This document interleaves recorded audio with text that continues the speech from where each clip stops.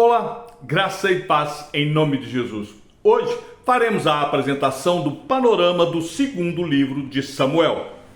Após a morte de Josué, Deus governava Israel instituindo juízes que os livravam das mãos de seus opressores. E quando Israel se desviava dos preceitos divinos, ele permitia que fossem novamente oprimidos até que se arrependessem e novamente um juiz seria levantado pelo Senhor. Essa mudança de teocracia para monarquia trouxe consequências para Israel, que perdeu a sua marca distintiva entre todas as nações. No livro de 1 Samuel, vimos o declínio do sistema tribal e Saul assumindo o trono, mas ele é rejeitado por Deus, que então escolhe Davi para ser o futuro rei de Israel. O livro se encerra com a morte de Saul e o início do reinado de Davi. Agora, na leitura do segundo livro de Samuel, veremos o governo de Davi como rei de Israel, ilustrando a generosidade e a bondade do Senhor para com aqueles que são fiéis a ele. Todo este livro trata praticamente da vida e do reinado de Davi, que é lembrado como o maior rei da história de Israel. Graças à fidelidade de Davi, o Senhor o abençoou e honrou. Contudo, este livro ilustra que até os mais justos podem cair se não forem diligentes em cumprir os mandamentos de Deus. Acompanhe comigo a leitura de 2 Samuel, capítulo 7, verso 8, e depois versos 12 ao 16. Agora, diga ao meu servo Davi: assim diz o Senhor dos Exércitos: eu tirei você das pastagens e do trabalho de andar atrás das ovelhas, para que você fosse príncipe sobre o meu povo, sobre Israel. Quando os seus dias se completarem e você descansar com seus pais, então farei surgir depois de você o seu descendente, que procederá de você, e estabelecerei o seu reino. Este edificará um templo ao meu nome, e eu estabelecerei para sempre o trono do seu reino. Eu lhe serei por pai, e ele me será por filho. Se vier a transgredir, eu o castigarei com varas de homens e com açoites de filhos de homens. Mas a minha misericórdia não se afastará dele, como a retirei de Saul, a quem tirei de diante de você. Quanto a você, a sua casa e o seu reino serão firmados para sempre diante de mim. O seu trono será estabelecido para sempre. Neste capítulo, nós chegamos ao ponto teológico crucial dos dois livros atribuídos a Samuel. De fato, a história toda do Reino do Sul e a expectativa que ia surgindo de um Messias davídico se devem aos vislumbres teológicos e políticos que são expressos nestes livros. A ênfase maior da profecia de Natã, que nós acabamos de ler, se encontra nos versos 8 até o verso de número 16. A profecia fala da contínua atividade de Deus em favor de Davi, sendo que do verso 8 até o verso de número 11, nós podemos ver as promessas que seriam realizadas no curso da vida de Davi. Do verso 11, a parte B do versículo, até o verso de número 16, nos mostram as promessas que ainda iriam se cumprir após a morte de Davi. Entretanto, os reis posteriores de Judá revelaram ter uma influência tão corrupta sobre a nação que as esperanças de um governante justo do calibre de Davi foram cada vez mais lançadas para o futuro, até que na plenitude dos tempos Deus enviou seu Filho ao mundo, Jesus Cristo, não para que ele condenasse o mundo, mas para que o mundo fosse salvo por ele. Nós veremos no segundo livro de Samuel que a história narrada ela tem o foco no reinado de Davi. A primeira parte do livro é dominada pelo tema da lealdade de Davi à aliança estabelecida pelo Senhor, e isto vai culminar numa nova aliança ou na repactuação desta aliança naquilo que nós chamamos de aliança de Davi. No entanto, num momento particular, a infidelidade à aliança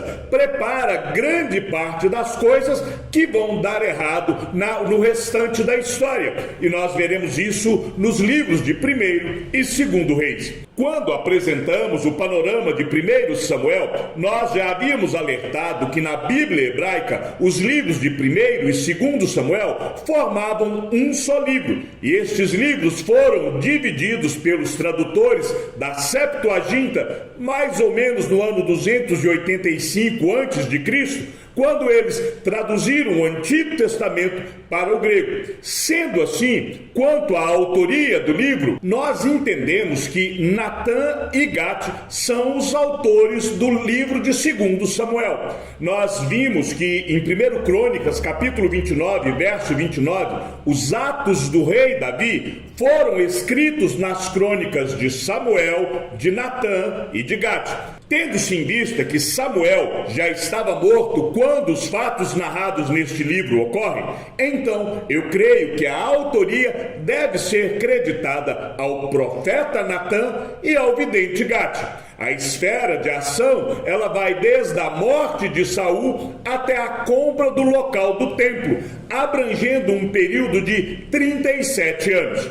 A ênfase do livro se concentra em Davi, embora a preocupação com Saul continue nos capítulos de 1 a 4, também é retratada no capítulo 9 e no capítulo de número 21. Veremos também que Natã é narrado no capítulo 7, no capítulo 12, e Gade, que é abordado no capítulo de número 24, agora vestem o manto profético de Samuel. Os capítulos de 1 a 9 vão narrar a história básica do reinado de Davi. A parte mais importante desta sessão é a aliança no capítulo 7, que estabelece a dinastia de Davi para sempre. A partir do capítulo de número 11 até o capítulo de número 20, nós veremos o pecado de Davi com Betseba, que acaba expondo as debilidades internas na família de Davi e a natureza frágil daquele reino que ainda estava unido. Os capítulos 21 ao 24 formam uma espécie de apêndice que reflete sobre a história de Davi.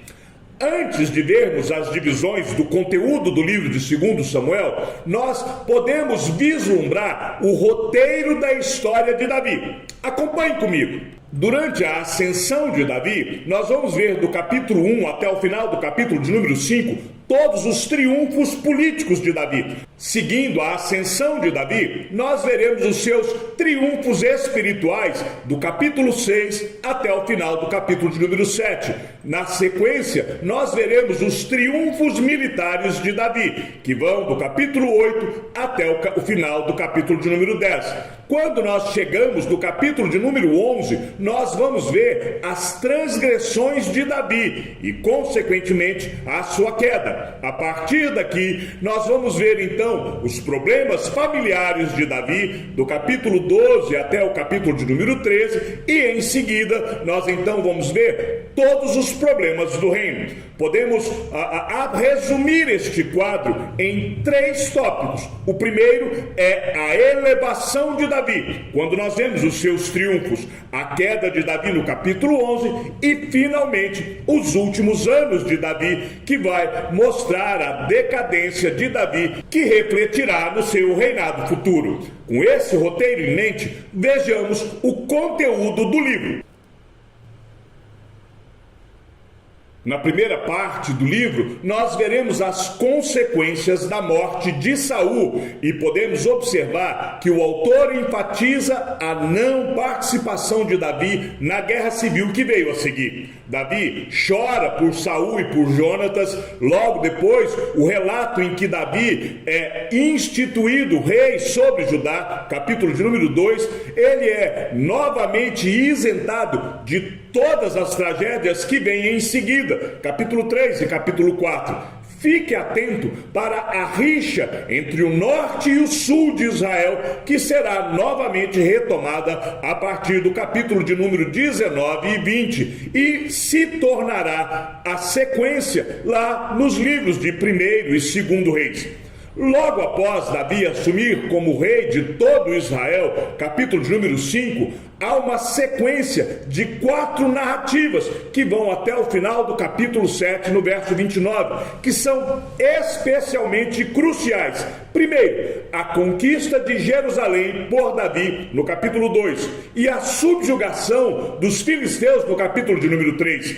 A mudança da arca para Jerusalém e, acima de tudo, a aliança de Deus com Davi, de que a sua dinastia e o seu reino iriam permanecer para sempre diante de Deus, que está no capítulo de número 7. E a esta aliança de Deus, Davi responde com adoração e gratidão diante do Senhor. A primeira parte do livro nos mostra Davi em uma série de conquistas políticas, espirituais e militares. A queda de Davi, ela é narrada a partir do capítulo de número 11 e ela nos é contada em detalhes. Observe como o pecado de Davi contra Betseba e Urias é contado de forma minuciosa. É narrado no capítulo 11, recontado no capítulo 12, e apesar de Davi reconhecer o seu pecado e receber o perdão da parte de Deus, as consequências deste pecado foram danosas para Davi e, sobretudo, para Israel.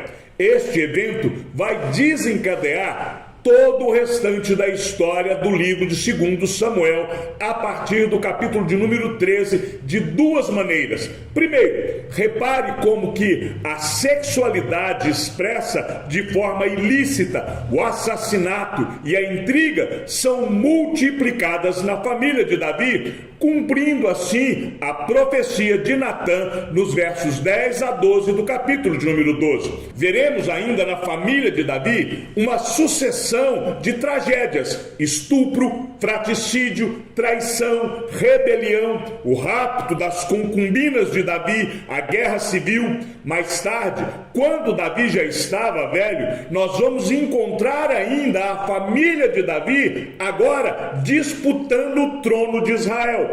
Adonias, filho de Davi, conspira para assumir o lugar de seu pai. Ele se associa com Joabe, o comandante do exército de Davi, e também com Abiatar, o sacerdote. E isso obriga Betseba a perguntar ao rei sobre quem se assentaria no trono. Afinal de contas, Davi havia prometido o trono para Salomão. Então Adonias queria usurpar a vontade do próprio pai. Por isso, nós, quando estivermos lendo o livro de 1º Reis, veremos ainda as consequências do pecado de Davi. A parte final do livro de 2 Samuel, os seus 4 últimos capítulos, nos mostram alguns acontecimentos do reinado de Davi. Quando nós lemos o capítulo de número 22, nós vemos Davi refletindo sobre o seu passado. Ele olha para os altos e baixos de sua vida e reconhece com gratidão a fidelidade de Deus.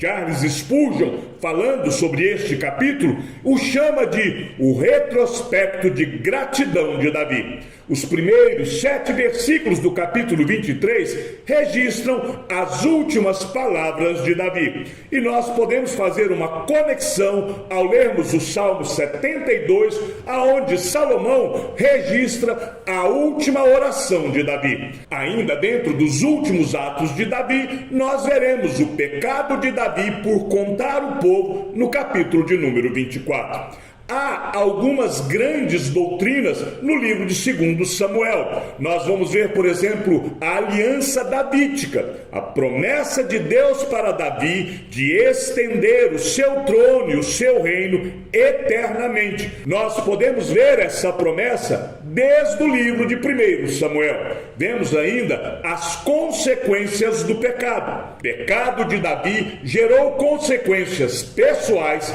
familiares e nacionais. Vemos ainda uma outra grande doutrina no livro de 2 Samuel, que é o Messias, pré-anunciado a Davi por Natã, para ser o rei ungido que triunfará sobre todas as nações opostas a Deus. O caráter de Deus também nos é mostrado no 2º livro de Samuel. Nós vemos que Deus é generoso, que Ele cumpre as suas promessas, que Deus é providente, verdadeiro, incomparável, que Ele é o único Deus, que Deus é sábio e que Deus se ira. Jesus Cristo nos é revelado no 2º livro de Samuel através da aliança davídica, que está descrita no capítulo de número 7. Ela revela a promessa de Deus de estender o reino de Davi por toda a eternidade. Cristo cumpre esta aliança como o Messias que descende diretamente da linhagem real de Davi. A vida de Davi, registrada em 2 Samuel, prenuncia o reino futuro de Cristo. O livro de Samuel conduz a história do povo de Deus para a monarquia, em especial por meio da história de Davi, um homem de fé, ainda que um homem com fraquezas. A aliança de Deus com Davi é a base para o messianismo judaico, que é finalmente realizado no mais sublime filho de Davi, Jesus de Nazaré.